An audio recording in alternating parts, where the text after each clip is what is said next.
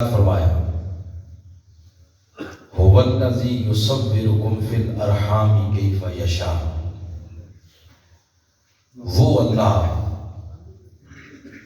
جیسے چاہتا ہے تمہیں ماؤں کے پیٹ میں صورت و شکل عطا کرتا ہے۔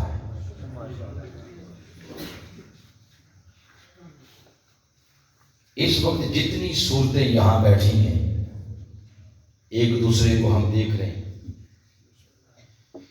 یہ ساری شکلیں صورتیں ہمیں ملی ہیں ماں کے پیٹ میں۔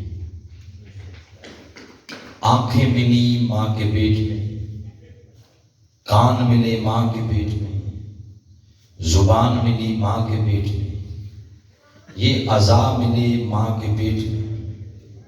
یہ سارا وجود ہمیں ملا ہے ماں کے پیٹ میں۔ ماں کے رحم میں، ماں کے پیٹ میں آنے سے پہلے یہ آنکھیں نہیں تھیں، یہ کان نہیں تھے، یہ زبان نہیں تھی، یہ ہاتھ نہیں تھے، یہ وجود نہیں تھا۔ ماں کے پیٹ میں آنے سے پہلے یہ وجود نہیں تھا، مگر انسان تھا۔ آنکھیں نہیں تھی مگر انسان تھا، زبان نہیں تھی مگر انسان تھا، وجود سارے کا سارا نہیں تھا مگر انسان تھا۔ دلیل کیا ہے؟ دلیل یہی آیت کریمہ ہے۔ اس نے فرمایا هو الذی یصورکم، وہی خدا جس نے تمہیں صورت دی ماں کے پیٹ میں۔ وہ جس کو فرما رہا ہے تمہیں، وہ تمہیں موجود تھا، وہ اس تمہیں کو اس نے ماں کے پیٹ میں کیا دی؟ صورت دی۔ اگر ہم ماں کے پیٹ میں آنے سے پہلے بھی تھے تو کہاں رہتے تھے، کیسے تھے، کہاں موجود تھے ہم؟ اس کا جواب آگے ہی ایک سورہ ہے، سورہ اعراف، اس کی آیت نمبر 172۔ اس میں اللہ کریم نے یوں ارشاد فرمایا، الست بربکم، کیا میں تمہارا رب نہیں ہوں؟ یہ سوال اللہ نے عالم ارواح میں سب انسانوں کی روحوں سے کیا، کیا میں تمہارا رب نہیں ہوں؟ تو سب روحوں نے اس وقت یہ جواب دیا تھا، قالوا بلا، ہاں باری تعالیٰ ہمارا رب تو ہی ہے۔ تو اب دیکھیں عالم ارواح میں ہم جواب دے رہے ہیں، زبان نہیں ہے مگر بول رہے ہیں، کان نہیں تھے مگر سن لیا۔ کان ملے تو ماں کے پیٹ میں ہے نا، زبان ملی ہے ماں کے پیٹ میں، ادھر زبان کے بغیر بات کر رہے ہیں، کانوں کے بغیر سن رہے ہیں، آنکھوں کے بغیر تاک رہے ہیں۔ ہمارے ہاں تو جس کی آنکھیں نہ ہوں اسے انسان نہیں کہتے، جو نہ کھاتا ہو، نہ پیتا ہو، نہ چلتا ہو، نہ بیٹھتا ہو، نہ اٹھتا ہو، نہ سنتا ہو، نہ دیکھتا ہو، نہ سونگتا ہو، نہ کلام کرتا ہو، اسے انسان کہتے ہیں۔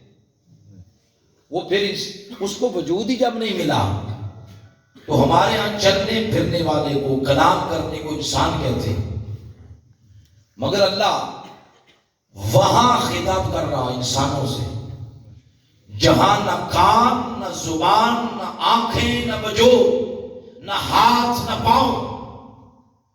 تو وہاں ہم نے بغیر کانوں کے سنا بھی، بغیر آنکھوں کے دیکھا بھی، اور بغیر زبان کے کلام بھی کیا۔ اور یہ سارا ذکر قرآن میں آ گیا۔ اب اس سے جو پہلا نقطہ اخذ میں کرنے لگا وہ یہ کہ بغیر کانوں کے جب سن لیا، بغیر زبان کے کلام کر لیا، تو لوگ جھگڑے کرتے ہیں چوکوں میں بیٹھ کر، گلیوں میں بیٹھ کے جھگڑے کرتے ہیں کہ جب ساری محفل ختم ہو جاتی آپ کھڑے ہو کے محفل کی اینڈ پر مصطفیٰ جان رحمت پہ لاکھوں سلام پڑھتے ہیں اور پھر یہ شعر پڑھتے ہیں، دور و نزدیک سے سننے والے وہ کان، مصطفیٰ کی اعلیٰ سماعت پہ لاکھوں سلام۔ تو اعتراض یہ کیا جاتا ہے اتنے فاصلے سے انہوں نے سن کیسے لیا، آقا نے سن کیسے لیا؟ تو بابا جواب یہی ہے کہ اگر بغیر کان کے آپ نے سن لیا، بغیر زبان کے آپ نے کلام کر لیا، بغیر آنکھوں کے آپ نے تک لیا، تو جو خدا بغیر کانوں کے، بغیر زبان کے تمہیں بلوا سکتا ہے، وہ یہاں پڑا ہوا درود و سلام ہمارا مصطفیٰ کی بارگاہ میں پہنچا سکتا ہے۔ نعرہ تکبیر، نعرہ رسالت، نعرہ حیدری، سرکار کی آمد، منٹھار کی آمد۔ تو اب جو میں بات بتانا چاہتا ہوں یہ، رب آج بھی وہی ہے جو اس وقت تھا، رب بدلا نہیں، رب کی طاقت میں کمی نہیں آئی، رب کی قوت میں کمی نہیں آئی، رب کی قدرت میں کمی نہیں آئی، رب آج بھی وہی ہے جو اس وقت تھا۔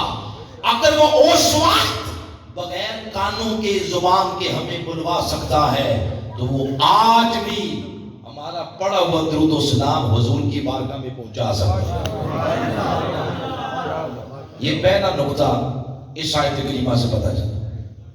اسی آیت کریمہ سے اگلا نقطہ فرمایا هو الذی یصورکم فی الارحام کیف یشاء، وہ اللہ جیسے چاہتا ہے تمہیں صورت دیتا ہے ماں کے پیٹ میں۔ صورت ماں کے پیٹ میں ملی مگر وہاں ہم موجود ہیں۔ اس سے دوسرا نقطہ یہ پتہ چلا ولادت سے انسان کا آغاز نہیں ہوتا، بے شک یہ ولادت سے، پیدائش سے انسان کا آغاز نہیں۔ تو جیسے ولادت سے انسان کا آغاز نہیں، ایسے ہی موت سے انسان کا اختتام نہیں۔ یہ انسان نہ ولادت سے شروع ہوتا ہے نہ موت پہ جا کے ختم ہوتا ہے۔ ہماری نظروں میں تو یہ ہے کہ موت سے کہانی ختم ہو گئی، تو موت سے کہانی ختم نہیں ہوئی، موت سے کہانی شروع ہوئی ہے۔ تو جیسے ولادت، پیدائش انسان کا آغاز نہیں کرتی، ویسے ہی موت انسان کا اختتام نہیں کرتی۔ یہ دونوں پیدائش اور وفات، یہ انسان کی زندگی کے دو مرحلے ہیں، انسان کی زندگی کے دو مرحلے ہیں۔ تو آپ یہ میری گفتگو پر سوالیہ نشان لگائیں موٹے مارکر سے۔ آپ کہیں کہ اگر موت سے انسان ختم نہیں ہوا، موت سے انسان ختم نہیں ہوا، یہ جو پھر سوال کیے جاتے ہیں کہ موت آئی تو ختم ہو گئے، یہ جو کفن پہنایا، یہ جو غسل دیا، یہ جو خوشبو لگائی، یہ آپ ایسے ہی کر رہے ہیں، وہ تو ختم ہو گیا۔ تو اگر موت سے انسان ختم ہو جاتا ہے تو پھر پیسے کیوں ضائع کرتے ہیں کفن کے اوپر، غسل پر، خوشبو لگاتے ہیں؟ ہزاراں بندے دیہڑی اپنی ساری وہ دیہڑی شیاڑی سارے معاملات ختم کر کے تو جنازے میں جاتے ہیں۔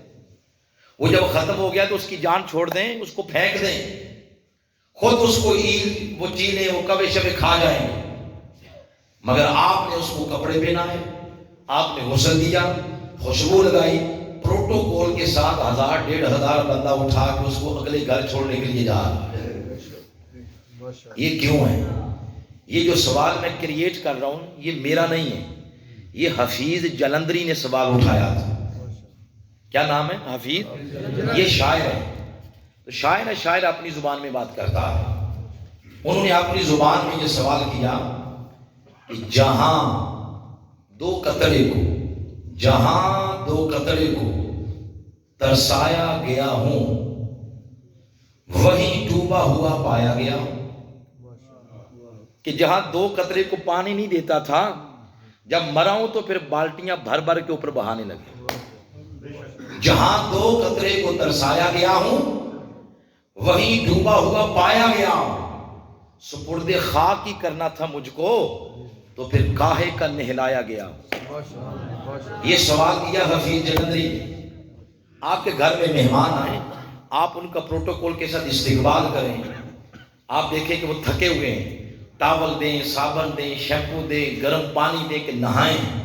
نہا کے باہر نکلے تو ڈانبا بھر کے رکھا ہو مٹی کا تو اس کے اوپر ڈال دیں. تو وہ کہے کہ اگر یہی کام کرنا تھا تو نہلایا کیوں ہے، اتنا پروٹوکول کیوں دیا ہے. یہ سوال کر رہے ہیں حفیظ جلندری. ان کے سوال کا جواب حضرت پیر نصیر الدین نصیر دے رہے ہیں، تاجدار گولڑا. وہ بھی شاعر ہیں، تو انہوں نے بھی شاعری میں جواب دیا. وہ کہتے ہیں کہ یہ آپ جس کو کہتے ہیں یہ مر گیا، ختم ہو گیا، وہ مرا نہیں. آپ اس کو کفن پہنا رہے ہیں، غسل دے رہے ہیں، خوشبو لگا رہے ہیں. اتنا پروٹوکول کیوں؟ اس لیے وہ تو کسی کی ملاقات کے لیے جا رہا ہے. وہ کسی کی ملاقات کے لیے. ملاقات جتنی بڑی ہوتی ہے تیاری اتنی بڑی کرتے ہیں. اپنے شیخ سے ملنا ہو تو تیاری اتنی بڑی. دنیا داروں کی نظر میں دیکھیں تو وزیر اعلیٰ، MNA، وزیر اعظم سے ملنا ہو بڑے بن ٹھن کے جاتے ہیں. جتنی بڑی ملاقات اتنی بڑی تیاری. یہ کس سے ملنے جا رہا ہے؟ قبر کی پہلی شام بندے مومن کی ملاقات محبوب خدا محمد مصطفیٰ سے ہوتی. اس لیے کفن دیا گیا. اور یہ سارا تو پیر نصیر الدین نصیر علیہ رحمٰن نے اس بات کو شعر میں لکھا. وہ فرماتے ہیں نظر بعالم پاکیزگی پڑے ان پر. نظر بعالم پاکیزگی پڑے ان پر، مسافران لاحت اس لیے نہا کے چلے. اس لیے نہا کے چلے. پتہ یہ چلا کہ جب آپ قبر میں رکھا تھے، قبر کی پہلی شام آقا و مولا ہمارے محمد مصطفیٰ علیہ السلام سے ملاقات ہوتی ہے، تو پھر مرا کون ہے؟ کون مرا ہے؟ ختم کون ہوا ہے؟ وہ تو ملاقاتیں کر رہا ہے. آپ کہتے ہیں وہ مر گیا ہے. پھر فرشتے سوال کرتے ہیں من ربوں کا، ما دینوں کا، ما کنت تقول فی حق ھذا الرجل محمد. وہ سوال کس سے کر رہے ہیں؟ تو اس سے یہ پتہ چلا جس طرح ولادت پیدائش انسان کو ختم نہیں کر، انسان کا آغاز نہیں، اسی طرح موت انسان کو ختم نہیں کرتی. یہ بھی انسان کی زندگی کے 2 کیا ہیں؟ مرحلے. 2 نقطے ہوئے. تیسرا نقطہ اسی آیت سے فرمایا هو الذی یصورکم فی الارحام کیف یشاء. وہ اللہ جیسے چاہتا ہے تمہیں ماؤں کے پیٹ میں صورت دیتا ہے.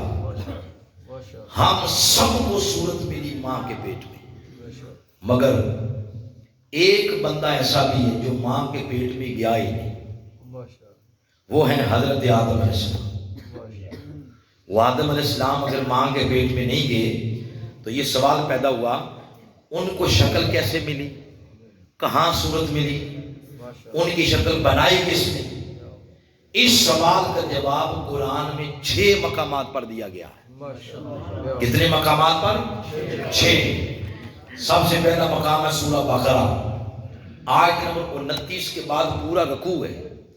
دوسرا مقام سورہ اعراف کی آیت نمبر 11 پورا رکوع. پھر سورہ ہجر ہے آیت نمبر 32 پورا رکوع آگے. سورہ کہف آیت نمبر 50 سے پورا رکوع. سورہ سعد اس کی آیت نمبر 70 سے آگے پورا رکوع. سورہ بنی اسرائیل کی آیت نمبر 61 پر پورا رکوع. 6 مقامات پر اللہ آدم علیہ السلام کا وہ کیسے صورت ملی، کہاں ملی، کس نے دی، پورے کا پورا رکوع اس ضمن میں اللہ پاک نے لایا کہ آدم علیہ السلام کو شکل کہاں ملی اور کس نے عطا۔ میں آپ کو جو سنا رہا ہوں سورہ صاد سے سنا رہا ہوں، 38 نمبر سورہ ہے اور اس کی آیت نمبر 70۔ اللہ کریم نے ارشاد فرمایا اذ قال ربک للملائکہ، میرے محبوب وہ وقت یاد کیجئے جب آپ کے رب نے فرشتوں سے فرمایا۔ یہ لفظ اذ بولے ذرا، زبان پہ چڑھتا ہے، اگر سگریٹ چڑھا ہو تو پھر نہیں یہ چڑھتا، قرآن پاک چڑھا ہو تو پھر چڑھ جاتا ہے۔ فرمایا اذ، یاد کرو۔ یہ جو اذ ہے، اذ یہ اصل میں تھا اذکر۔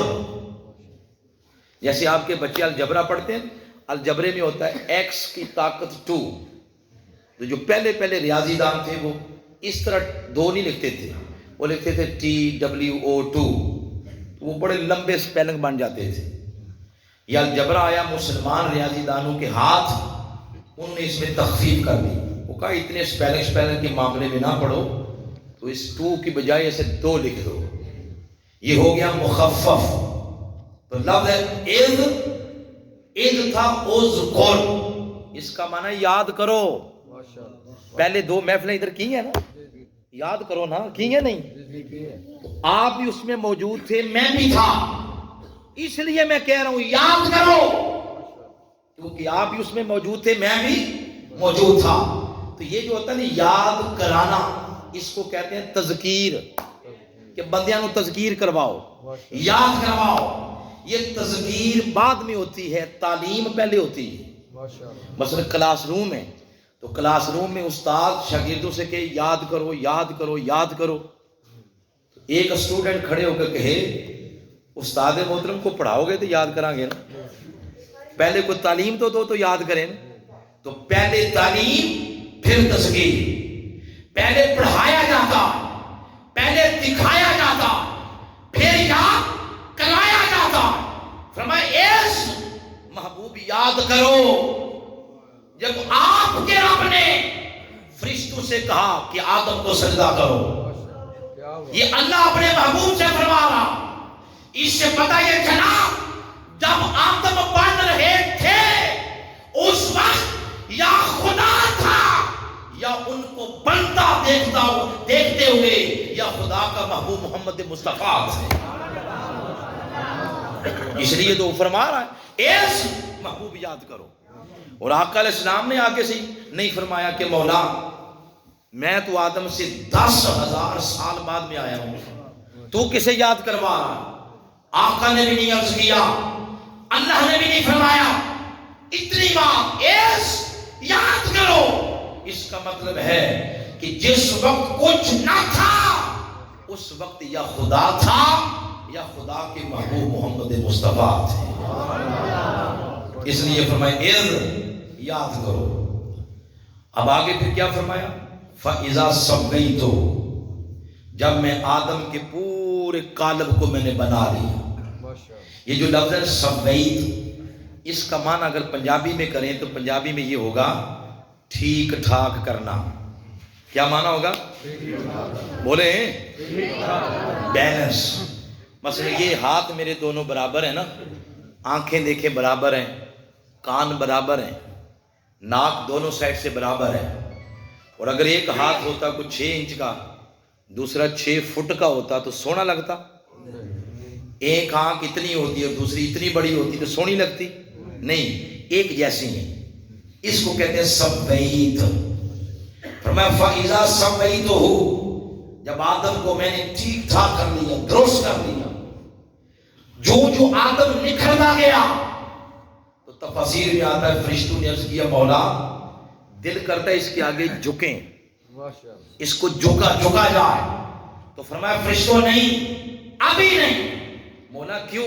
تیرا رنگ تو اس پہ چڑھ چکا۔ فرمایا ہاں رنگ میرا چڑھا ہے ابھی رنگ یار کا نہیں چڑھا، یار کا رنگ باقی ہے۔ تو فرمایا وَنَفَخْتُ فِيهِ مِنْ رُوحِي، جب روح کو حکم دیا کہ اب اس آدم کے قالب کے اندر داخل ہو جا، تو عبداللہ ابن مسعود فرماتے ہیں وہ روح فوراً واپس پلٹی، عرض کرتی ہے مالک تو جدھر بھیج رہا ہے نا میں، ادھر اندر اندھیرے ہی اندھیرے ہیں، تاریکیاں، ڈر لگتا اندر جاتے ہوئے۔ تو فرمایا اے روح اب تیری روشنی کا بندوبست کرتے ہیں۔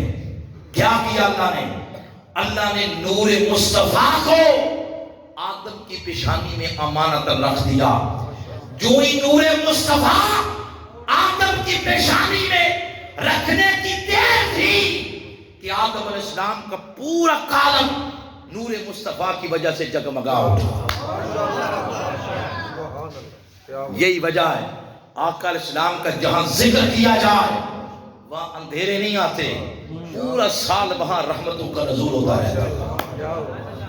اپنے دامن کی بات ہے، جتنی روشنیاں لے لیں، محفل میں بیٹھ کے گپے لگا لیں، بے وضو آ جائیں، محفل میں بیٹھ کے آپ ایک دوسرے کی وہ کانا پھوسی کر لیں، یا ادب کے ساتھ ذکر رسول کے ساتھ اپنے آپ کو منور کر لیں۔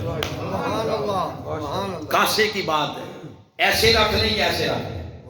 ایسے رکھیں گے تو کچھ پڑ جائے گا، ایسے رکھیں گے تو پڑا ہوا بھی گر جائے گا۔ تو فرمایا کہ جب وہ ان کا سارا قالب بن گیا تو اس کے اندر روح پھونک دی، نور مصطفیٰ پیشانی میں رکھ دیا۔ تو فرمایا فَقَعُوا لَهُ سَاجِدِينَ، فرشتوں کو فرمایا کہ میرے آدم کو سجدہ کرو۔ سب فرشتے جھک گئے۔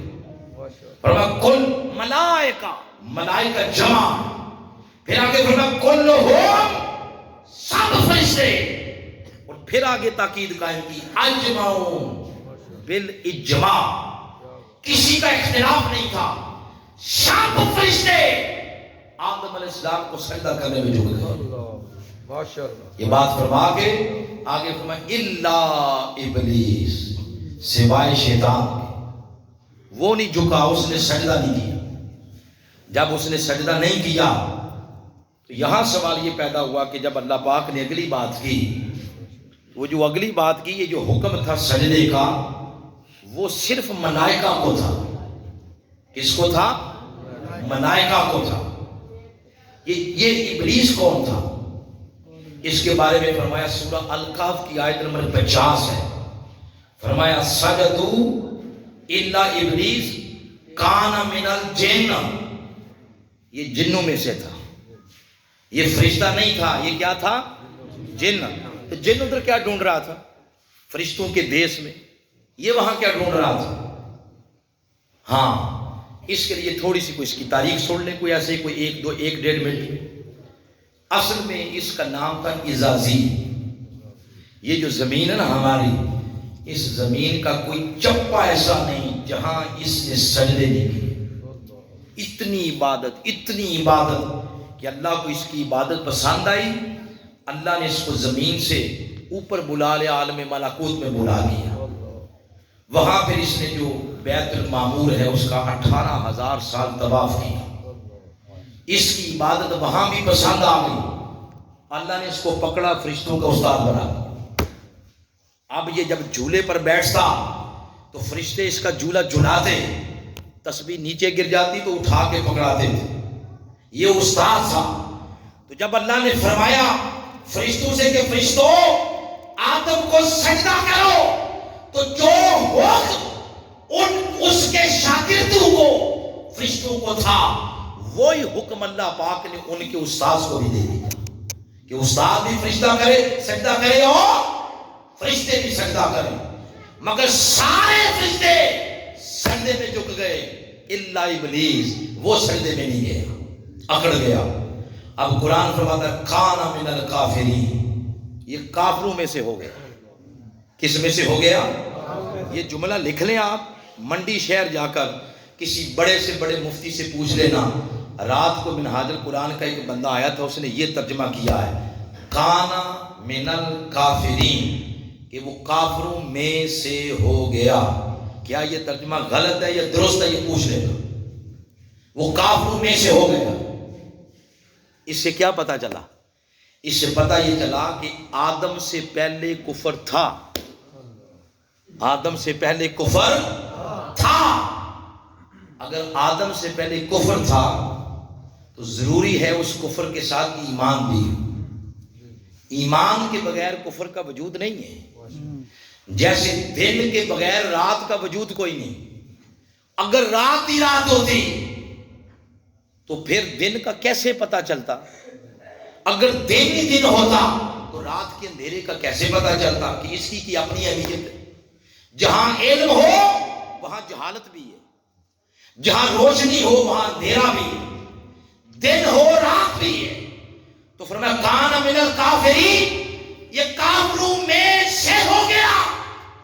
اس کا مطلب ہے کہ آدم سے پہلے کفر تھا۔ اگر کفر تھا تو لازمی ہے وہاں ایمان بھی ہو، کیونکہ چیزیں اپنے ضدوں سے پہچانی جاتی ہیں۔ تو اگر کفر تھا تو ایمان والے کون تھے؟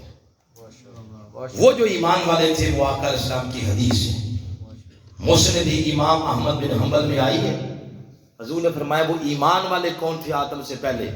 فرمایا کنتو انا، فرمایا ایک میں تھا، کنتو انا وعلیش نورا بین یدی اللہ تعالی قبل ان یخلق آدم ب14,000 عام۔ آدم کی تخلیق سے 14,000 سال پہلے ایک میں تھا، ایک میرا علی موجود تھا۔ آدم علیہ السلام کی تخلیق سے 14,000 سال پہلے ایک آدم علیہ السلام تھے، ہاں ایک آقا علیہ السلام تھے، اور ایک نور علی تھا۔ اور آگے بات سنیں، پتہ کیا فرمایا؟ فرمایا فلما خلق اللہ آدم، جب اللہ نے آدم کو پیدا کیا، قسم ذالک النور، اللہ نے اس نور کو 2 حصوں میں تقسیم کر دیا۔ آقا نے فرمایا جزءین، 2 جز، فجز انا و جز علی۔ وہ جب نور تقسیم ہوا تو ایک جز میرا بن گیا، ایک جز علی کا بن گیا۔ سبحان اللہ، ماشاءاللہ۔ اس حدیث سے 3 باتیں پتہ چلی۔ کتنی؟ بولے 3۔ ایک، ان دونوں نوروں کا آدم سے پہلے ہونا۔ نمبر 2، دونوں کا نور ہونا۔ نمبر 3، دونوں کا 2 نہیں، دونوں کا 1 ہونا۔ اس لیے تو حضور نے فرمایا قسمہ، تقسیم کر دیا، جزءین، 2 جزوں میں۔ اب یہ کیوں ہے؟ اس کی وجہ کیا؟ وجہ سنیں، وجہ یہ ہے کہ یہ جو ہوتی ہے اصل پہلے ہوتی ہے اور فرع بعد میں ہوتی ہے۔ میری طرف دیکھیں، میری طرف دیکھیں، یہ بھائی نوید صاحب ہیں ہمارے، یہ ہمارے علاقے کے ٹاپ کے فوٹوگرافر ہیں، بلکہ بڑی دور دور تک یہ جاتے ہیں، اور یہ اتنا ان کا کام ہے کہ یہ کبھی فون بھی نہیں سنتے، اتنا ان کا کام ہے۔ کل ہم نے پروگرام کروایا تو آج یہ چیزیں دینے آئے تھے، تو میں نے کہا منڈی چلیں میرے ساتھ، یہ میرے ساتھ آ گئے، وہ ٹاپ کے یہ فوٹوگرافر ہیں، تو یہ ساتھ آگے، تو آپ میری طرف دیکھیں، سب کی فوٹو بنائیں گے۔ یہ میں یہ عرض کر رہا ہوں، وجہ یہ ہے اصل پہلے ہوتی ہے اور فرع بعد میں ہوتی ہے۔ باپ اصل ہے، اولاد فرع ہے، اس لیے اولاد پہلے ہوتی ہے یا باپ پہلے ہوتا ہے؟ باپ پہلے ہوتا ہے، اصل ہے، فرع بعد میں، وہ اولاد ہے۔ ماں اصل ہے اور بیٹے فرع ہیں، اس لیے ماں پہلے اور بیٹے بعد میں۔ مکہ شہر کو کہتے ہیں ام القرى۔ ام کا معنی جڑ، جڑ پہلے ہوتی ہے، تنے بعد میں ہوتے ہیں۔ ام القرى، ابو العالیہ ایک عظیم تابعی، وہ فرماتے ہیں جب اس روئے زمین پر زمین نہیں تھی، پانی پانی تھا، پانی پانی، اس پانی میں سے پہلا زمین کا ٹکڑا جو خشک کر کے نکالا گیا، وہ جگہ ہے جہاں آج کعبۃ اللہ کھڑا ہے۔ اس لیے اس کو کہتے ہیں ام القرى، سب شہروں سے جو پہلے بنا تھا۔ تو اصل پہلے ہوتی ہے، فرع بعد میں۔ تو نور مصطفیٰ اصل ہے، یہ اصل اس لیے ہے کہ سب نبیوں کو اس نور سے پیدا کرنا تھا، اور نور علی اصل ہے، سب اولیاء فرع ہیں، اصل پہلے اس لیے ہے کہ سب ولیوں کو اللہ پاک نے اس نور سے پیدا کرنا ہے۔ نعرہ تکبیر، نعرہ رسالت۔ بات میری کوئی ایک کی دلیل کے بغیر نہیں، وہ یہ بات میں کہاں سے کر رہا ہوں، وہ یہ نہیں کہ وہ بیٹھ کے سورہ کبرے ملاتے رہے تو میں کر رہا ہوں۔ قاضی ثناء اللہ پانی پتی کی تفسیر ہے، تفسیر مظہری، اس کے اندر سورہ آل عمران کی جو آیت ہے کنتم خیر امہ، اس کے تحت انہوں نے یہ بات لکھی کہ امت آدم کی تھی، ولایت کا فیض اس میں علی کا تھا۔ امت نوح کی تھی، ولایت کا فیض علی کا تھا۔ 1,24,000 نبی امتیں ان کی تھیں، مگر سب میں فیض ولایت کا علی کا تھا۔ تو آقا علیہ السلام، آدم علیہ السلام کی تخلیق سے قبل اگر کفر تھا تو ایمان بھی تھا۔ ایمان والے کون تھے؟ آقا علیہ السلام تھے اور حضرت مولا علی تھے۔ اچھا، جب وہ کان من الکافرین، کافروں میں سے ہو گیا، اللہ پاک نے پھر اتنی بات کرنے پر اس کو نکالا نہیں بلکہ اس کو صفائی کا موقع دیا۔ پوچھا، فرمایا یا ابلیس، اے ابلیس بتا تو صحیح، قال یا ابلیس ما منعک ان تسجد، جب میں نے تمہیں حکم دیا تھا تو کس شے نے تجھے سجدے سے روک دیا؟ تو نے سجدہ کیوں نہیں کیا؟ یہ اللہ پوچھ رہا ہے، اللہ سوال کر رہا ہے۔ اس طرح کی باتیں حدیث میں بھی ملتی ہیں۔ کبھی کبھی آقا علیہ السلام کا جو صحابی لوٹا بھرتا تھا، حضرت ربیہ، حضور پوچھتے آج میرا لوٹا کس نے بھرا ہے؟ کیا حضور کو پتہ نہیں تھا؟ بولو، وہ جو متن میں آگے نا، حدیث کے متن میں حضور نے سوال کیا کہ لوٹا میرا کس نے بھرا، وہ کسی نے متن اٹھایا، اس نے کہا جی تکو جی اے لکھے، ان کو کوئی نہیں پتا، وہ پوچھ رہے ہیں۔ اگر حدیث کے متن پر اعتبار کرتے ہوئے آقا علیہ السلام کی علم کی نفی کریں تو اسی فتوے کا رخ ذرا اللہ کی طرف بھی کر دیں۔ وہ بھی تو پوچھ رہا ہے کہ ابلیس تو نے سجدہ کیوں نہیں کیا؟ کیا اللہ کو نہیں پتا تھا؟ ارے پتا تھا، مگر اللہ پوچھ رہا ہے۔ کیوں پوچھ رہا ہے؟ اس لیے کہ اگر اللہ پوچھے بغیر نکال دیتا اور فرشتوں سے کہتا مینوں پتا ہے انہیں سجدہ کیوں نہیں کیتا، مگر بتاتا نہ، تو آج جب ہم بیٹھے ہیں تو کوئی بات یہ کرتا کہ یار اللہ نے اصل میں ابلیس کو اس لیے نکالا، دوسرا کہتا نہیں میری اسیسمنٹ یہ ہے کہ اللہ نے اس لیے نکالا، تیسرا کہتا نہیں تم دونوں کی بات غلط ہے، اللہ نے اصل میں اس وجہ سے نکالا۔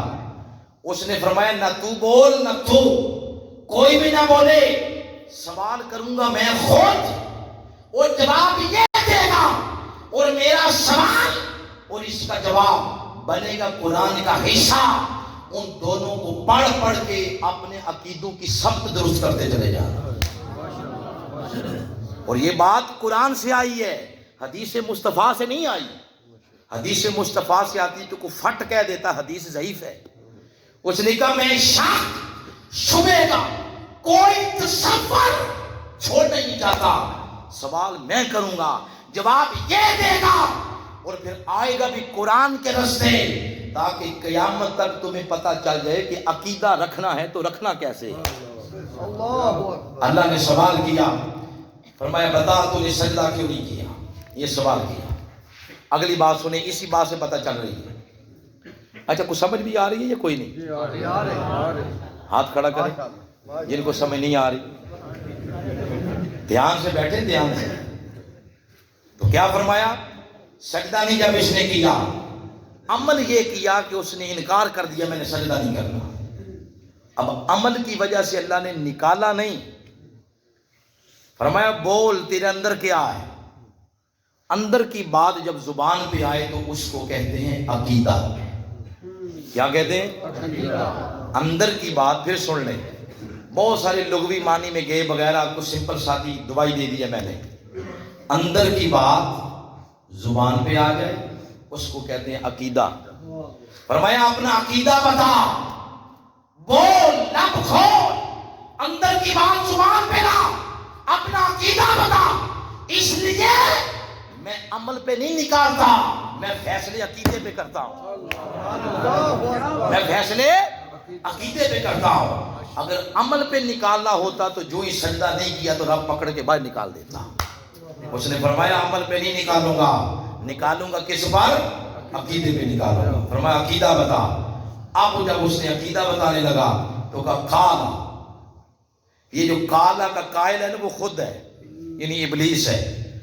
اس نے کہا کالا انا خیر منہ، مولا تو یہ پوچھ رہا ہے نا میں نے سجدہ کیوں نہیں کیا؟ تو فرمایا سن، سجدہ اس لیے نہیں کیا کہ میں اس سے بہتر ہوں، میں اس سے بہتر ہوں۔ رب نے پوچھا بدبخت تو اس سے کیسے بہتر ہو گیا؟ اب اس نے دی دلیل، بولے کیا دی؟ عالم تھا نا اس لیے دلیل دے رہا۔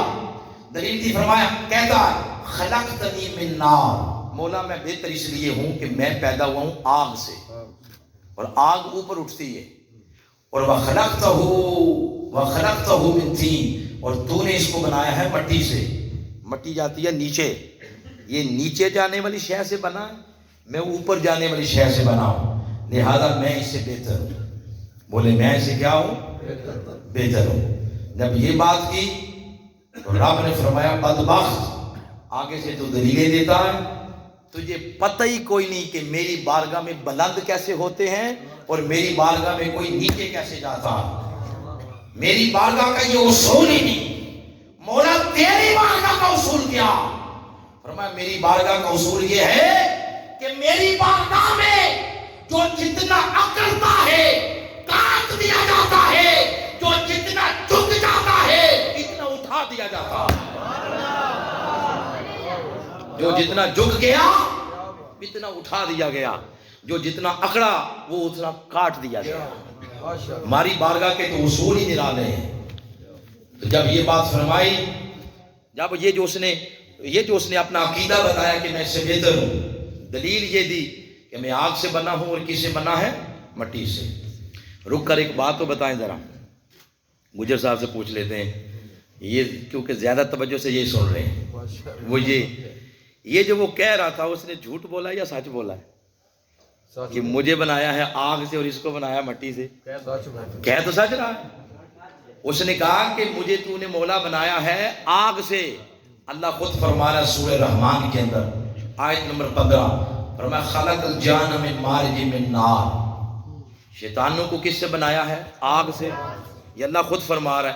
اس نے بھی یہی بات کہی، اس نے کہا خلقتنی من نار، مولا تو نے مجھے آگ سے بنایا، بات سچ کہی۔ پھر اللہ خود فرما رہا میں نے آدم کو بنایا مٹی سے، وہ بھی یہی کہہ رہا ہے کہ مولا تو نے آدم کو کس سے بنایا؟ مٹی سے۔ تو بابا اللہ جو بات فرما رہا ہے وہی بات تو شیطان کر رہا ہے، جھوٹ تو وہ بول نہیں رہا، بولا سچ ہے۔ کئی بندے کہتے ہیں نہیں اور جی میں تو سچ بولنا ہے، جو مرضی کرو، میں تو اپنے ابے اگے بھی سچ بولنا ہے۔ ذرا سن لیں اس بات کو۔ جب اس نے کہا مالک تو نے مجھے نکال دیا، بولا میں نے سچ، یہ کیا وجہ؟ اس نے کہا بدبخت نادان، تو نے بولا سچ ہے مگر بولا میرے نبی کی گستاخی میں ہے، بولا میرے نبی کی بے ادبی میں ہے۔ اب اس سے عقیدہ بنا لو، قرآن کے بے شمار مقامات ایسے ہیں کہ جب آقا علیہ السلام اپنی عبدیت کا ذکر کرتے ہیں اللہ کی بارگاہ میں تو عرض کرتے ہیں اے میرے مولا میں کچھ بھی نہیں ہوں، سب کچھ تو ہے۔ ایک مقام ایسا ہے کہ آقا علیہ السلام اللہ کی بارگاہ میں عرض کرتے ہیں مالک اے میرے مولا میں کچھ بھی نہیں جانتا، سب کچھ تو جانتا ہے۔ ایک مقام اور ہے، آقا علیہ السلام اللہ کی بارگاہ میں عرض کرتے ہیں میں تو اپنے نفع نقصان کا مالک نہیں ہوں، یہ آقا عرض کر رہے ہیں۔ یہی بات اگر کوئی امتی کہہ دے کہ وہ کچھ بھی نہیں جانتے، وہ کہے گا نادان، بات ہے قرآن کی، بات ہے سچ، مگر سچ تو نے میرے نبی کی توہین میں بولا۔ تو بڑے بڑے سچ ایسے ہیں جو اگر بولا میرے نبی کی توہین میں جائے تو پھر میں نکالنے میں دیر نہیں کرتا، اٹھا کے باہر پھینک دیتا۔ اب اللہ کریم نے یہ جب بات ہوئی تو فرمایا فاخرج منہا، دفع ہو جا میری بارگاہ سے. فاخرج منہا اس کا معنی ہے نکل جا. یہ خارج یخرج سے لفظ نکلا ہے. اس کا معنی یہ بنے گا کہ تو آج کے بعد خارجی ہے. ماشاءاللہ. کیا ہے؟ خارجی ہے. تو پہلا خارجی جب سے کائنات بنی وہ کون ہے؟ وہ ابلیس ہے. کون ہے؟ ابلیس ہے. اللہ پاک نے نکال دیا. اگلی بات بڑی مزے والی جو اب بتانے لگا ہوں. اس نے ہمیں پیغام دے دیا. پیغام سمجھتے ہو جی؟ سنیا دے دیا. پیغام دے دیا کہ اگر کوئی ابلیس کو میں نے نکالا جنت سے، تو اگر کوئی جنت میں موجود ہو وہاں بھی جا کے اگر میرے نبی کی گستاخی کر دے تو وہ فرماتا ہے میں اندر والے کو باہر نکال دیتا ہوں، اور جو تو ابھی جنت میں گیا ہی نہیں باہر کھڑا اور باہر کھڑے ہو کے میرے نبی کی توہین کرے، تو کس منہ سے جنت میں جانے کی باتیں کرتا ہے؟ میں تو اندر والے کو باہر نکال رہا ہوں، تو کس منہ سے بات کرتا؟ جب اس نے یہ ساری بات کر دی کہ باری تعالیٰ میں آگ سے بنا ہوں، یہ مٹی سے بنا، فرمایا فخرج منہا دفع ہو جا میری بارگاہ سے. جب باہر نکلا تو پھر باہر کھڑے ہو کے پوچھتا ہے کہ مجھے کیوں نکالا. آپ کیوں ہنسے ہیں؟ میں تو قرآن سنا رہا ہوں جی. باہر نکل کے اس نے پوچھا کہ مجھے کیوں نکالا، تو اللہ پاک نے اسے جب پوچھا تو اللہ پاک نے فرمایا قیامت تک تو لعنتی ہے. کیوں؟ اس لیے تو میرے نبی کی توہین کرے اور بیٹھا رہے اندر. فرمایا یہ میرا اصول ہی نہیں ہے، یہ میرا اصول ہی نہیں. جب رب اس سے فارغ ہو گیا نکال دیا. اب ایک اور بھی تھا، اس سے بھی پوچھا، وہ تھی جبریل. اب جب اس سے اللہ وہ کہتے ہیں نا پنجابی میں بھگت گیا، اب اس سے پوچھا. فرمایا وہ جبریل یہ تو بتا میں نے جب حکم دیا تھا سجدے کا تو سب سے پہلے سجدے میں کیوں گیا؟ سب سے پہلے آدم کو سجدہ جبریل نے کیا. تو جب رب نے پوچھا تو پہلے سجدے میں کیوں گیا، تو اس نے آگے سے عرض کیا مولا تیرے سوال کا جواب دینا مجھ پر فرض ہے، میں دوں گا، مگر اس جواب سے پہلے میرا بھی ایک سوال ہے. مالک یہ تو بتا تو نے آدم کی پیشانی میں رکھا کیا تھا؟ اس سے پہلے ایک حدیث سن لیں. یہ حدیث پاک ہے، سیرت حلبیہ سے سنا رہا ہوں آپ کو. آقا علیہ السلام نے ایک دن اس سے پوچھا ان ابی ہریرہ رضی اللہ تعالیٰ عنہ ان رسول اللہ صلی اللہ علیہ وسلم سأل جبریل علیہ السلام فقال یا جبریل کم امرت من السنین. فرمایا جبریل بتا اپنی عمر کے بارے میں تو ذرا بتا تیری عمر کتنی؟ اس نے عرض کیا فقال یا رسول اللہ لست اعلم، حضور میں نہیں جانتا میری عمر کتنی ہے. آقا نے فرمایا کوئی اندازہ ہی بتا دو، کوئی اسیسمنٹ بتا دو. اس نے عرض کیا حضور ہاں غیر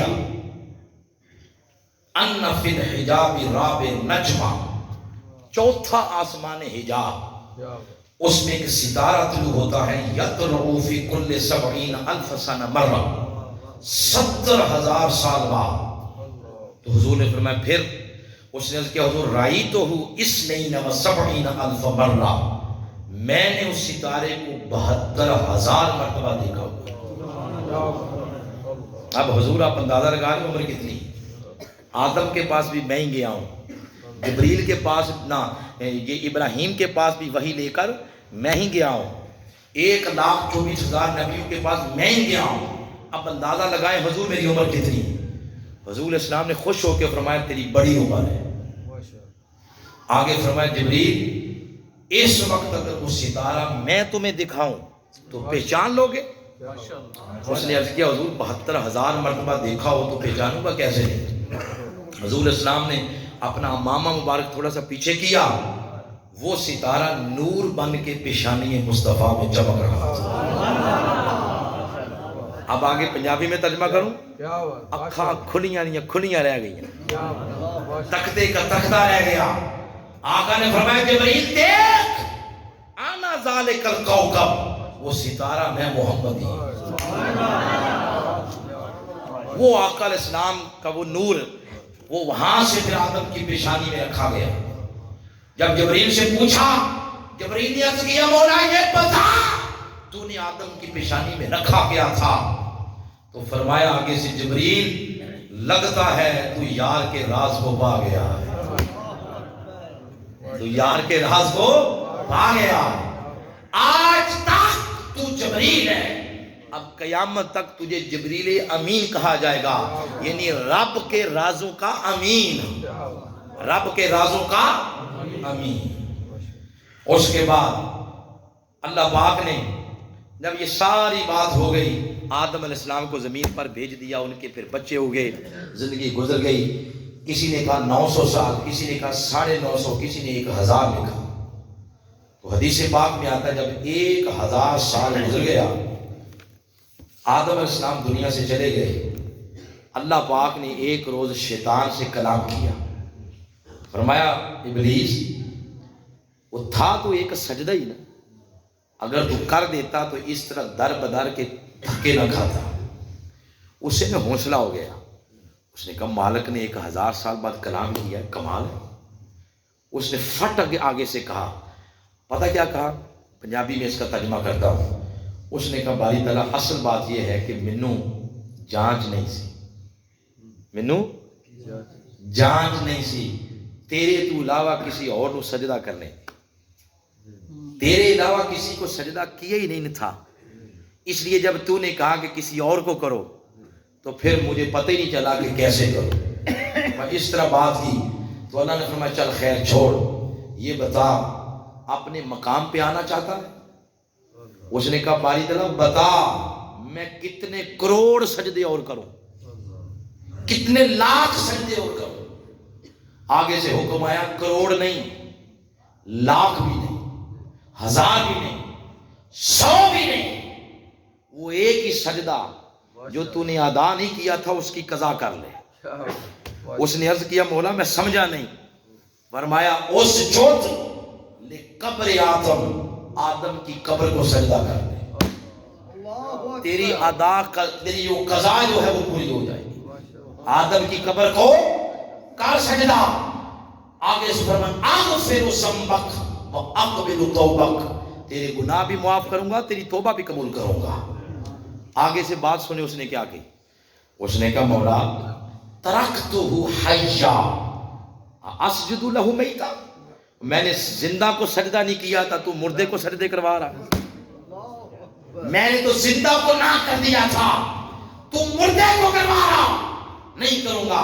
اور میں بدبخت تباہ ہونا، اب قیامت تک توبہ کا دروازہ تیرے اوپر ہم نے بند کر دیا۔ یہ بات اللہ نے کیوں کہی؟ اس لیے جب تک آدم زندہ تھے اللہ آدم کی ذات کی تعظیم کروانا چاہتا تھا، اس نے نہیں کی، نکال دیا۔ آدم دنیا سے چلے گئے، لوگوں کو بتا دیا بے شک چلے گئے، قبر تو آدم کی ہے نا، جس طرح تعظیم زندہ آدم کی تھی اسی طرح تعظیم آدم کی قبر کی بھی ہے۔ رب نبیوں کی قبروں کی بھی تعظیم کرواتا، اور یہ کہہ دیا یہ مر گئے، ختم ہو گئے، یہ کہاں سے لے لیا عقیدہ؟ یہ الگ بات ہے کہ اب قبر کو سجدہ کرنا حرام ہے، مگر نبی کی قبر ہو تو تعظیم جس طرح نبی کی ہے اسی طرح نبی کی قبر کی ہے، سجدہ نہیں آپ کر سکتے۔ تو اب فیصلہ آپ کا ہے، شیطان کا عقیدہ لینا ہے یا رحمان کا لینا ہے، شیطان کا لینا ہے یا رحمان کا لینا ہے۔ تو اب اللہ پاک نے اس کو جب نکال دیا، اب اس سے اگلی بات سنیں، وہ بتانا یہ چاہتا ہے کہ توحید یہ نہیں، توحید یہ نہیں ہے، توحید یہ ہے کہ جدھر وہ کہے جھکو ادھر بھی جھکو اور مجھے بھی جھکو، یعنی خدا کو بھی سجدہ کرو، اور اگر وہ کسی کو کہہ دے کہ ادھر بھی جھکو تو اس کا ماننا، فرمایا یہ منو ان، اس کو توحید کہتے ہیں، اس کو کیا کہتے ہیں؟ توحید کہتے ہیں۔ تو بات تو چلی تھی کہ پہلے بشر ان کو صورت کیسے ملی، تو فرمایا خلقت بیدیا، آدم کو میں نے صورت دی تھی اپنے ہاتھ سے بنایا تھا. کیسے بنایا؟ اپنے ہاتھ سے. مگر بنایا کیف یشا، اپنی مرضی سے بنایا. آدم کو بنایا کیف یشا سے، اللہ نے اپنی مرضی سے. نوح کو بنایا کیف یشا، اللہ نے اپنی مرضی سے. شیث کو بنایا کیف یشا، اللہ نے اپنی مرضی سے. ابراہیم، اسماعیل، اسحاق، یعقوب، یوسف، موسیٰ، عیسیٰ، زکریا، صالح، الیاس، ادریس، شعیب، ان سب نبیوں کو اللہ نے بنایا اپنی مرضی سے. آپ کو بنایا اللہ نے اپنی مرضی سے. مجھے بنایا اپنی مرضی سے. قیامت تک آنے والے انسانوں کو اللہ بنائے گا کیف یشاء، اپنی مرضی سے. ارے لوگوں، کون انسانیت کو اللہ نے بنایا کیف یشاء سے، اپنی مرضی سے. لیکن جب باری آئی آمنہ کے نام محمد مصطفیٰ کی، فرمایا میرے محبوب ہر کسی کو بنایا ہے میں نے اپنی مرضی سے، تجھے بناؤں گا مصطفیٰ تیری مرضی سے. نعرہ تکبیر، اللہ اکبر، رسالت، ملاد مصطفیٰ. ہر ایک کو اللہ نے بنایا اپنی مرضی سے، اور حضور کو بنایا حضور کی مرضی سے. آپ پوچھیں گے ہر بات پہ آپ نے دلیل دی، یا قرآن کی یا حدیث کی، اس پر بھی دلیل دیں، اس پر بھی دلیل ہے نعت لیکن حدیث بن گئے. راوی اس کے ہیں حضرت حسان بن ثابت رضی اللہ تعالیٰ عنہ. انہوں نے ایک دن آقا علیہ السلام کی نعت لکھی، لکھ کے حضور کے سامنے پڑھی. سننے والے آقا یاد رکھیں، زندگی بھر میرے آقا نے کسی کا خطاب نہیں سنا. آقا نے خطاب کیا ہے، خطاب سنا نہیں ہے. اگر آقا نے سنی ہے تو اپنی نعت سنی ہے. اور حسان بن ثابت سے، اور سنی بھی ایسے عام انداز سے نہیں، اپنا ممبر پیش کیا. حسان ممبر پر بیٹھو، اور پھر ایسے نہیں سنی چپ کر کے. جب وہ نعت پڑھ رہے تھے آقا خوش ہوئے تو کملی مبارک آقا علیہ السلام نے حسان بن ثابت کو دے، یعنی نوازا ہے. آج بھی آپ نعت خانوں کو نوازتے ہیں نا، تو لوگ بعد میں اعتراض بھی کرتے ہو پیسے سٹ رہے ہو تو اے کر رہے ہو، تو بھئی آپ کرتے نہیں اعتراض. 1400 سال ہو گئے اعتراض کرتے ہوئے، تو کام رکا ہے؟ رکے کیسے؟ کام شروع حضور نے کیا، اور آپ کون ہوتے ہیں روکنے والے؟ حضور نے شروع کیا. تو آقا علیہ السلام نے نعت سنی، حسان بن ثابت نے پڑھی، پہلا مصرع اس کا سنے. آج تیسرا خطاب ہے شہیدہ والی میں. ثابت کر دیں کسی ایک خطاب میں میں نے یہ کہا ہو کہ سارے کہو سبحان اللہ، کبھی میں نے کہا ہو؟ ہمارے شیخ نے ہماری تربیت یہ نہیں کی. مگر یہ اب وہ نعت آ رہی ہے وہ جو حسان بن ثابت نے پڑھی اور آقا نے سنی. یاد کریں اس مجلس کا ماحول کیسا ہو. اب ماحول بنائیں، ذرا بنائیں ماحول. کیا گئی؟ وَأَحْسَنُ مِنْكَ لَمْ تَرَ قَطُّ عَيْنِي، میرے آقا آپ سے سونا میری آنکھ نے آج تک کوئی تکل نہیں. وَأَجْمَلُ مِنْكَ لَمْ تَلِدِ النِّسَاء، حضور میری آنکھ آپ سے سونا کیسے تکتی، آپ سے سونا کسی مائی نے لال جلن نہیں. خلقت مبرئا من کل عیب، آپ کو اللہ نے ہر عیب سے پاک کیا. کأنک قد خلقت کما تشاء، اور آپ کو اللہ نے ایسے بنایا جیسے آپ چاہتے گئے، جیسے آپ. پہلے ایک ایک مصرے کو لے لیں، ہر مصرے سے بڑے نکتے نکلیں گے ایمان افروز. جب یہ بات عرض کی حضور آپ سے سونا میری آنکھ نے تکا ہی نہیں. سیدنا صدیق اکبر ہی کھڑے ہو جاتے ہو، بھئی کیا کہہ رہے ہو؟ اگر تو نے نہیں دیکھا تو بعد میں کوئی تک لے گا. وہی کھڑے ہو جاتے، وہ بھی کھڑے نہیں ہوئے. حضرت فاروق اعظم کھڑے نہیں ہوئے، سیدنا فاروق اعظم، سیدنا عثمان غنی کھڑے نہیں ہوئے، مولا علی کھڑے نہیں ہوئے، حضرت بلال نہیں بولے. یہ سارے کیوں چپ رہے؟ اس لیے چپ رہے آقا خود جو موجود ہیں.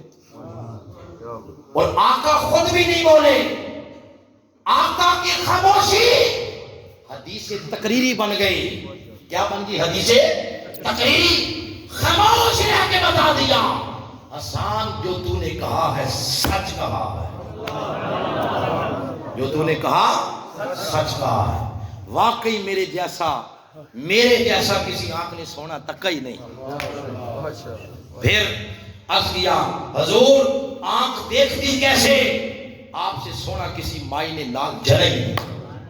دو مصرے ہیں، دونوں میں ایک ایک لفظ ہے، دونوں کو ملائیں درمیان سے ایک موتی نکل رہا.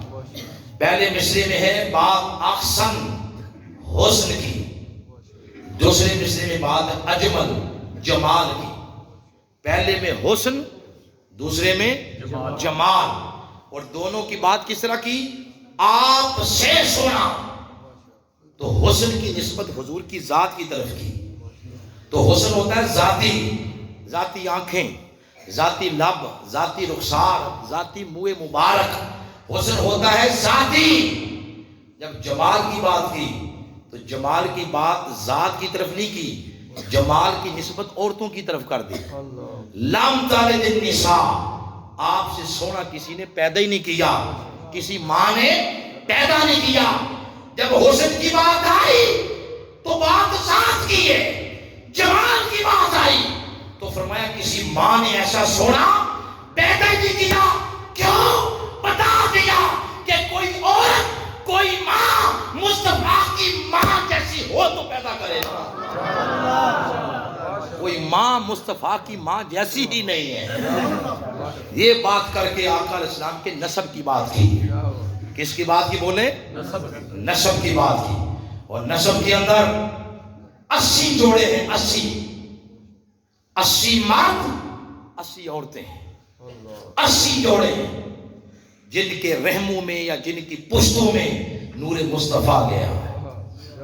یہاں آپ کسی کے بارے میں یہ کہہ دیں کہ ہمارے اس علاقے میں یہ بندہ سب سے زیادہ سیاںا ہے، اس کو کھڑا کر لیں، اس سے پوچھ لیں کہ اگر آپ سب سے زیادہ سیانے ہیں تو ذرا بتائیں نام دادے کا نام کیا ہے، پردادے کا بتائیں، پھر لکڑ دادے کا، پھر اوپر چڑھ دادا لکڑ دادا بتائیں. بڑے سے بڑا کوئی سیاںا بندہ ہوا 4 سے آگے نہیں جائے گا. زیادہ تیر مار لے گا تو 10 سے آگے نہیں جائے گا، وہ بھی لکھ کے رکھا ہوگا، نہیں پتا ہوگا. مگر ادھر کیا ادھر نسب آپ اور میرے جیسا نہیں. ہو سکتا ہے کوئی 8-10 کے بعد اوپر کوئی رام والا بیٹھا ہو، کوئی سنگھ بیٹھا ہو. ادھر نسب یہ نہیں. ادھر نسب حضرت عبداللہ سے لے کر حضرت آدم تک اور حضرت آمنہ سے لے کر حضرت حوا تک 80 مرد 80 عورتیں وہ لوگ تھے جو اپنے زمانے میں سب سے زیادہ پاک پاکیزہ ستھرے اجلے پشتوں والے تھے. ان کے اندر اللہ پاک نے اپنے محبوب کا نور منتقل کیا ہے. تو اس کے بعد کیا فرمایا جب اس کی بات آئی حسن کی تو ذات کی بات کی، جمال کی بات آئی تو عورتوں کی بات کر کے تو آقا علیہ السلام کے نسب کی بات کی. ایک بات ہوئی تو فرمایا محبوب کا انک قد خلقت کما تشاء، جیسے میرا محبوب چاہتا گیا ویسے میں بناتا گیا. یہ چاہنے والے کون تھے؟ وہ تو خود بن رہے ہیں. آقا علیہ السلام یہ عرض کر دیتے مولا میں تو بن رہا تھا، یہ کیا ہوا؟ دیکھیں یہ صوفہ ہے اور ایمان سے بتاؤں اس وقت اس پر بیٹھا ہوں میں سخت تکلیف محسوس کر رہا ہوں کیونکہ مجھے پرابلم ہے موروں کی. اس کا جھکاؤ تھوڑا ایسے ہے. تو میں نے کہا چلو رکھ دیا، اب خطاب کر دیتے ہیں. میں چشتی صاحب سے کہوں کہ اگلی دفعہ ذرا اس کو ذرا اچھا سا بنوانا. وہ کسی قاری صاحب کو کاریگر کو کہہ دیں تو کاریگر بنائے. اگلی دفعہ میں آؤں تو کہ علامہ صاحب جیسے آپ نے چاہا تھا ایسے بنا دیا. تو میں کہوں میں کیا چاہتا، میں تو ادھر تھا ہی نہیں. یہ کلر تو میری مرضی کا ہے ہی نہیں. میری مرضی کا تو تب بنتا جب آپ میری موجودگی میں بناتے. مثال سمجھے؟ آقا علیہ السلام پوچھ لیتے مولا تو مجھے فرما رہا ہے کہ محبوب جیسے آپ نے چاہا ویسے میں نے بنایا، تو مولا میں تو بن رہا تھا، میں کیسے چاہتا؟ آقا نے بھی نہیں فرمایا. کیوں؟ اس لیے یاد رکھیں ایک ہوتی ہے بندے کا یہ جسم، کیا ہوتا ہے؟ جسم، بشریت، جسم. ایک ہوتی ہے حقیقت. جیسے ہمارا جسم ماں کے پیٹ میں بنا، سوال کا جواب کس نے وہاں دیا؟ وہ جسم نہیں تھا، وہ حقیقت تھی. کیا تھی؟ حقیقت. اللہ نے جسم دیا ماں کے پیٹ میں، اور حقیقت وہاں تھی، وہ وہاں جواب دے رہی ہے بلا تشبیہ و بلا مثال. جب جسم مصطفیٰ بن رہا تھا تو حقیقت مصطفیٰ پاس کھڑے دیکھ رہی تھی. پاس کھڑے دیکھ رہی تھی. ارے لوگ بات کرتے جسم کی، حقیقت کی. شہیدہ والے جوانوں سنو، اگر جسم مصطفیٰ آج گنبد خضرا میں ہے تو حقیقت مصطفیٰ ہر سنی کے دل میں ہے. حقیقت مصطفیٰ ہر سنی کے دل میں ہے. جسم مصطفیٰ مدینہ میں ہے، حقیقت مصطفیٰ ہر عاشق کے دل کے اندر ہے. تو فرمایا محبوب آپ جیسے چاہتے گئے ہم ایسے بناتے گئے. آقا علیہ السلام جب حضرت حسان بن ثابت سے یہ جملہ سنا آپ خاموش رہے. آپ نے خاموش رہ کر حدیث تقریری کے ذریعے بتا دیا حسان تیرا شعر اب قیامت تک پڑھا جائے گا.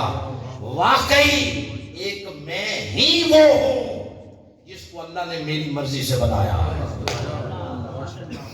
بات آخری جہاں پہ بات ختم کرنے لگا ہوں، آپ کہیں حقیقت تو نظر آتی ہے. دیکھو نا، میں ایک حقیقت ہوں، میں نظر آ رہا ہوں، حقیقت نظر آتی ہے. تو آپ کہیں کہ حقیقت مدینہ پاک میں نظر کیوں نہیں آتی؟ جو میری بات سن رہے ہیں، جو باتیں کر رہے ہیں، ان کی بات نہیں کر رہا، جو سن رہے ہیں ذرا دونوں ہاتھ کھڑے کریں. اب ادھر پھیریں، ذرا ادھر پھیریں. کوئی محسوس کیا ادھر کوئی ہے بیٹھا ہوا؟ نہیں، کوئی بھی نہیں، مگر ہے. ادھر نیکیاں لکھ رہا ہے، ادھر برائیاں لکھ رہا ہے. حقیقت ہے مگر نظر نہیں آ رہے. وہ کیا ہیں؟ فرشتے. کیا ہیں؟ فرشتے. وہ فرشتے بنے کس سے؟ نور سے. حضرت جابر بن عبداللہ رضی اللہ تعالیٰ عنہ فرماتے ہیں میں نے آقا سے پوچھا آقا اللہ نے سب سے پہلے کس شے کو پیدا کیا؟ آقا نے فرمایا جابر اللہ نے سب سے پہلے تیرے نبی کے نور کو پیدا کیا، اس کے بعد اس نور سے آگے ہر شے کو پیدا کیا.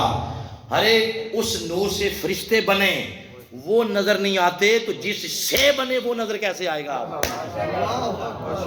ارے جو شے بنی وہ نظر نہیں آتی، جس شے بنی وہ نظر کیسے آئے گی؟ تو ضروری نہیں کہ حقیقت ہر حقیقت نظر آ جائے. تو فرمایا محبوب باقی سب کو بنایا ہے کیف یشاء سے، آپ کو بنایا ہے کما تشاء سے. مولا یہ فرق کیوں رکھا؟ آخری باتیں بڑی پیار سے سن لیں. مولا یہ فرق کیوں رکھا؟